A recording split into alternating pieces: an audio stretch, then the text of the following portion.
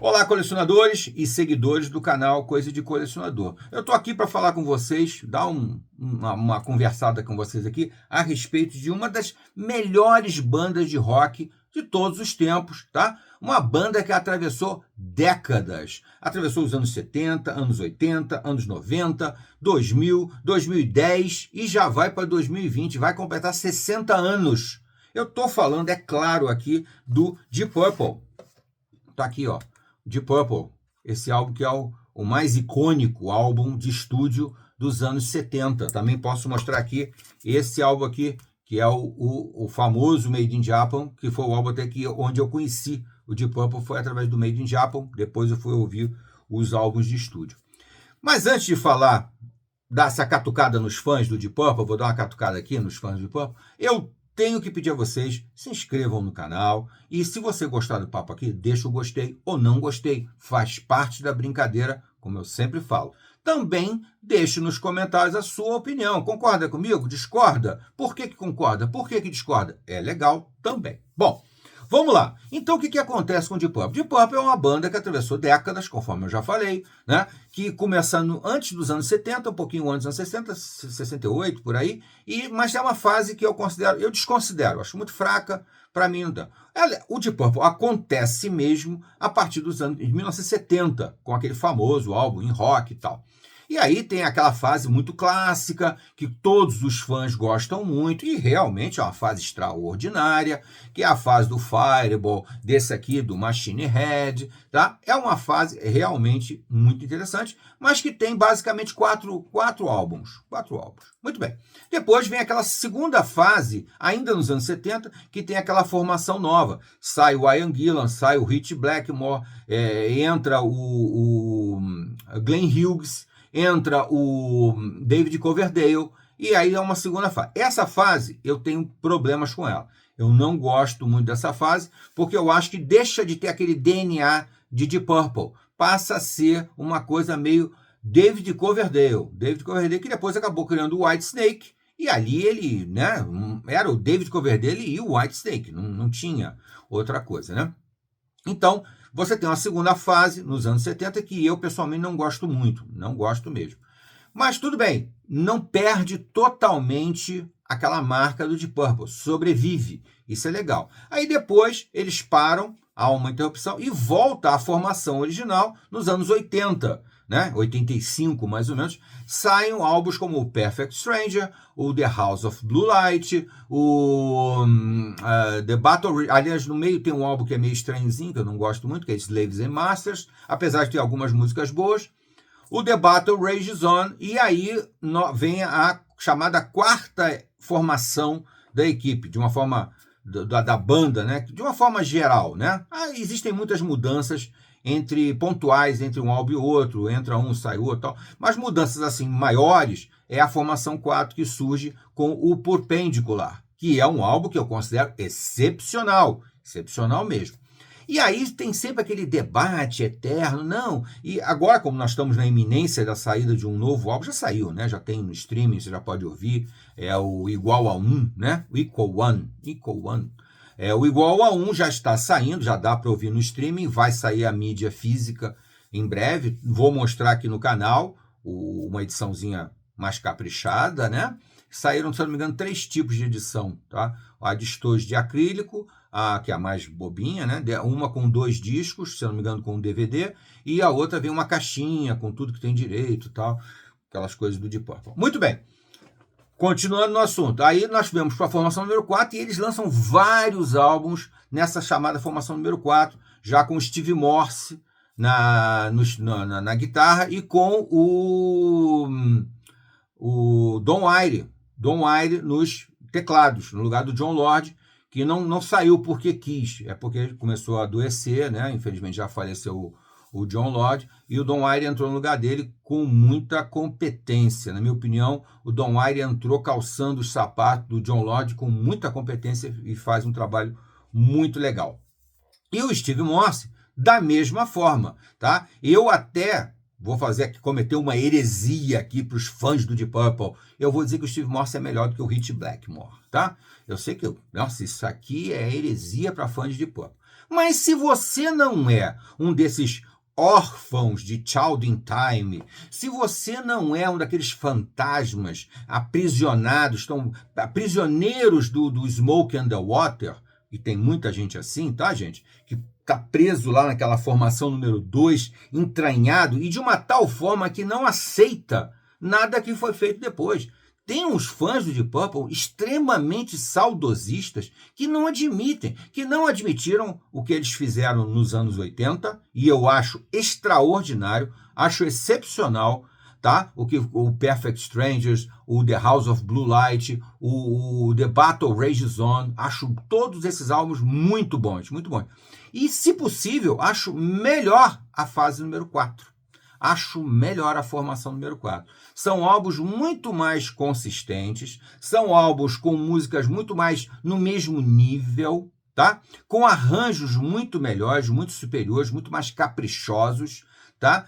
Tanto no... Aí você vai ter, tá? Quando chega a formação número 4, você tem o depois do Perpendicular, você tem um que eu não tenho aqui, que é a Band On, eu não tenho aqui uma edição, mas eu tenho aqui o seguinte, que é o Bananas, tá? Que apesar dessa capa horrorosa, que podia ser dispensada, o álbum é muito bom, tá? O A Band On é um álbum muito bom, depois do Perpendicular. Depois você vai ter o outro álbum que eu adoro, que é o Rapture of the Deep.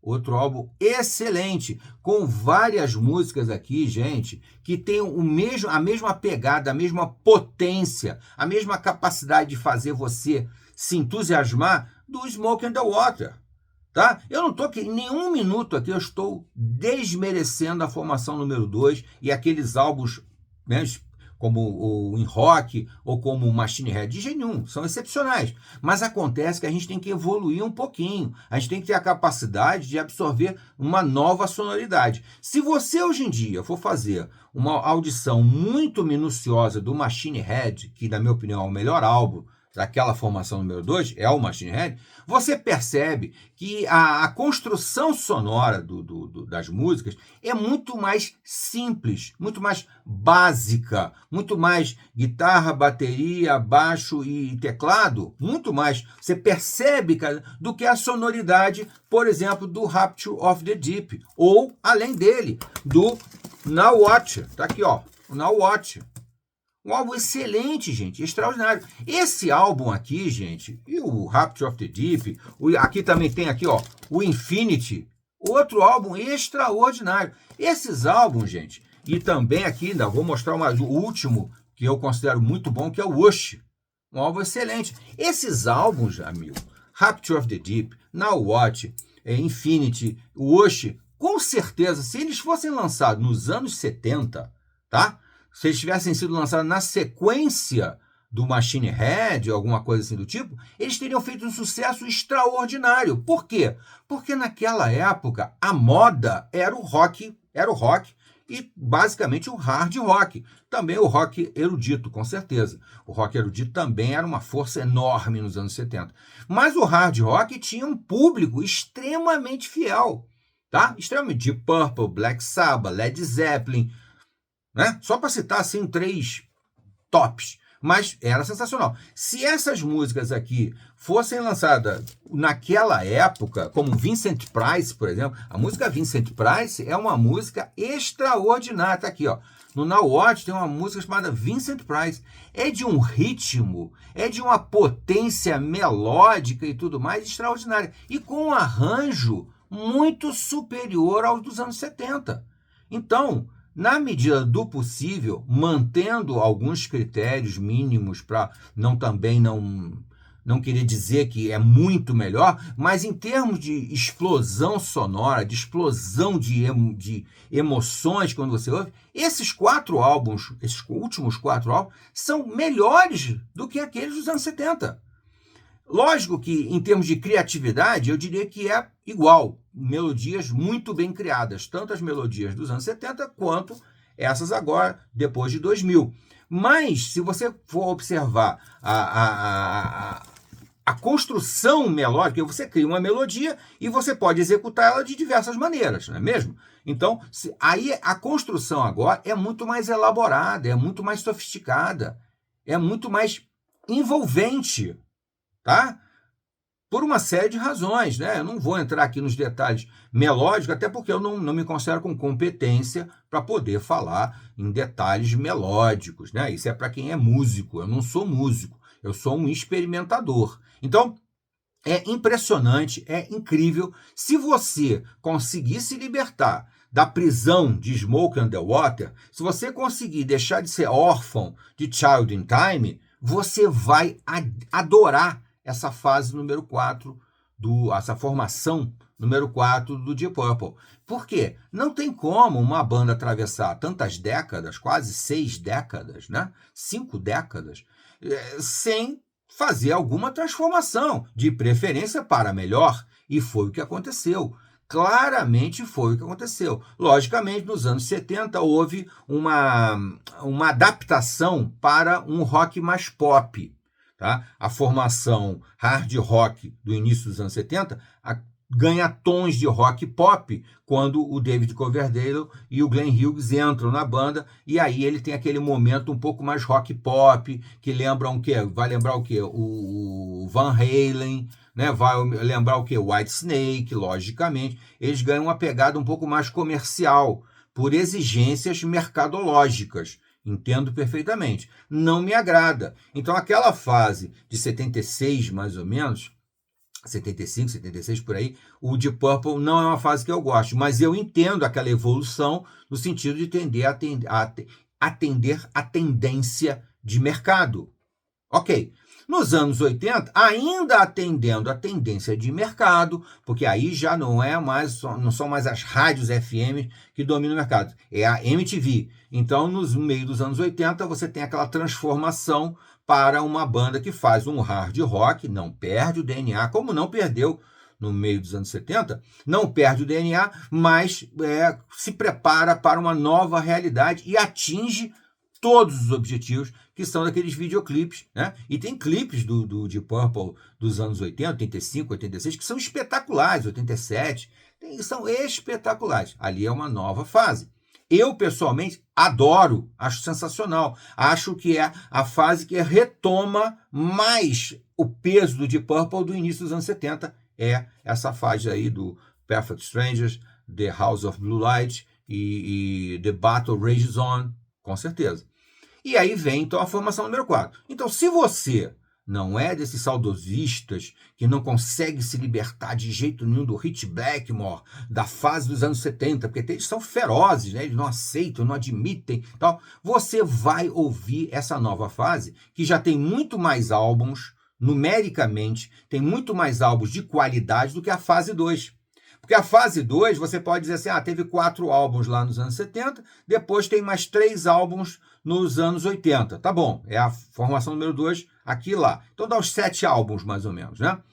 O atual já tem 7 álbuns, já tem quase 8, né? Tem o Perpendicular, o A Band On, o Bananas, o Rapture of the Deep, o Now What, o Infinity, o Wush, e já vai, quer dizer, tem o Turn to Crime, que é meio, eu diria que é um interlúdio, né? Porque eles fizeram regravações de músicas de rocks clássicos. É interessante o álbum, mas foge um pouquinho da linha melódica do Deep Purple, foge. Mas agora eles já voltam para a linha melódica, já vão lançar aí o 8º álbum dessa formação, que já tem uma mudança, né? Porque o Steve Morse teve que sair. Mas é um álbum ótimo. Eu já ouvi o Igual a 1, e é um álbum ótimo. Tanto é que eu não tive a menor dúvida de encomendar uma edição DVD com CD e DVD, tá? Então, gente, o que eu quero dizer aqui para vocês? Eu quero dizer para vocês que são fãs do Deep Purple, que deem uma ouvida no Deep Purple a partir do Perpendicular, todos os álbuns até agora, com o ouvido mais aberto, com o coração mais aberto, mais desprendido daquela prisão de Smoke on the Water, né? Que eu chamo de prisioneiros de Smoke on the Water, ou eu chamo de órfãos de Child in Time. Se você conseguir se desprender disso, você vai achar que o Deep Purple está na melhor fase dele, apesar de todos os músicos, ou talvez porque todos os músicos estão com mais de 60 anos, tá? amadureceram e amadureceram muito bem. Passaram pelo julgamento da história, pelo julgamento do tempo, com muita competência, mas muita competência mesmo tendo sido obrigado a abrir mão do Jon Lord, infelizmente, um dos melhores tecladistas do mundo, mesmo tendo sido obrigado agora a abrir mão do Steve Morse, um dos melhores guitarristas do mundo, mas a banda continua consistente, continua coesa. E eu também já disse em outros vídeos que eu gravei sobre o Deep Purple, que de certa forma essa é a formação mais coesa do Deep Purple. Por quê? Porque os músicos se dão bem, tá? Aquela famosa formação número 2, icônica, divina, mística, religiosa, era uma formação de grandes talentos. Eram 5 grandes talentos naquela formação número 2, mas eram 5 talentos que não se entendiam, que viviam as turras, que viviam brigando entre si, né? As brigas até ficaram, às vezes, até mais famosas do que a banda. Então, apesar de, enfrentando esses desafios, terem construído álbuns muito interessantes, muito bons, tal, faltava essa coesão total, quando o som não fica aquele negócio de guitarra, baixo, bateria, teclado, não, fica tudo uma coisa misturada e muito agradável, que é o que essa formação número 4, na minha opinião, conseguiu. Ela conseguiu juntar tudo, né? E até quando você tem essas edições especiais, que eu já mostrei várias aqui para vocês, nós temos a oportunidade de ver o making of, né? As jams de estúdio, quando eles começam a compor em conjunto, e você percebe nitidamente que o ambiente é muito bom, é muito cordial, é de uma camaradagem extraordinária, coisa que seria impossível se você fizesse um making-off da formação número 2. Eles viviam as turras, viviam discutindo, brigando, ia para show e brigavam durante o show, né? O Ritchie Blackmore largou uma turnê do Deep Purple no meio. No meio ele largou a turnê, foi a turnê de lançamento, agora não vou lembrar, foi nos anos 80. Quando ele largou a turnê de lançamento do álbum, no meio, não quis nem saber. Né? Daí teve que entrar, chama alguém aí, vamos lá, traz alguém e vamos em frente. Até que, né, o Steve Morse assumiu, e aí você percebe que o equilíbrio que a banda conseguiu é extraordinário. E resultou em 7 álbuns, pelo menos 7, agora já vai para 8, extremamente equilibrados. Porque também lá nos anos 70, se você for uma pessoa exigente, criteriosa, você vai ter que concordar comigo que os álbuns dos anos 70 têm algumas músicas assim espetaculares, mas tem umas músicas mais fracas. Mesmo o Machine Head, mesmo o In Rock, mesmo o Fireball. Eles têm algumas músicas que você tem que dizer, não, essa aqui é extraordinária, essa aqui é boa. Nos álbuns mais novos, esse equilíbrio entre as músicas é muito maior, é muito mais suave, essa questão de picos e vales das músicas, enquanto que na época, nos anos 70, o pico de uma música, como Smoke on the Water, é gigantesco e depois ela caía muito, na fase atual não. Existe um equilíbrio muito maior na qualidade sonora das composições, na criação melódica e na composição, de uma forma geral, da sonoridade, nos arranjos que vão provocar aquela emoção sonora, como eu costumo falar, tá? Então fica esse papo aqui para vocês.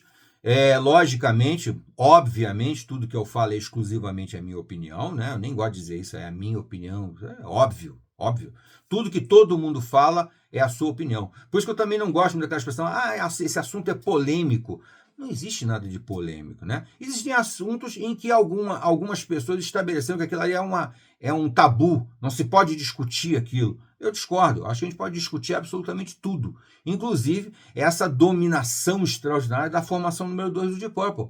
Discordo completamente. Acho que a formação número 4 é tão boa quanto a formação número 2 e até melhor, não só em qualidade sonora, mas também em volume de produção. Tá? Em volume de produção, a formação 4 já superou a formação número 2.